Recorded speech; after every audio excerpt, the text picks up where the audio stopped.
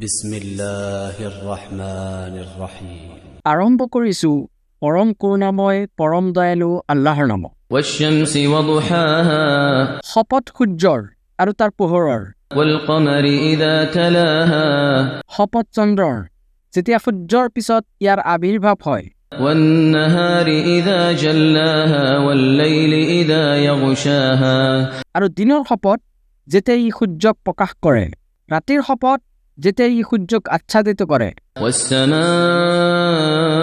وما بناها শপত আকাশৰ আৰু সেই সত্যাৰ যিজনে ইয়াক নিৰ্মাণ কৰিছে, والأرض وما طحاها পৃথিৱীৰ শপত আৰু যিজনে ইয়াক বিস্তৃত কৰিছে, ونفس وما سواها فألهمها فجورها وتقواها শপত প্ৰাণৰ আৰু যিজনে ইয়াক সুবিন্যস্ত কৰিছে, তাৰ পিছত ইয়াক তাৰ সৎকৰ্মৰ আৰু অসৎকৰ্মৰ জ্ঞান দান কৰিছে। قد أفلح من زكاها وقد خاب من دساها নিঃসন্দেহে সেই সফল হৈছে যিয়ে নিজকে পবিত্ৰ কৰিছে, আৰু সেই ব্যৰ্থ হৈছে যিয়ে নিজকে কলুষিত কৰিছে। كذبت ثمود بطغواها إذ انبعث أشقاها ছামুদ সম্প্ৰদায়ে অবাধ্যতাবশতঃ সত্যক অস্বীকাৰ কৰিছিল, যেতিয়া সিহঁতৰ মাজত দুৰ্ভগীয়া ব্যক্তিজন তৎপৰ হৈ উঠিছিল।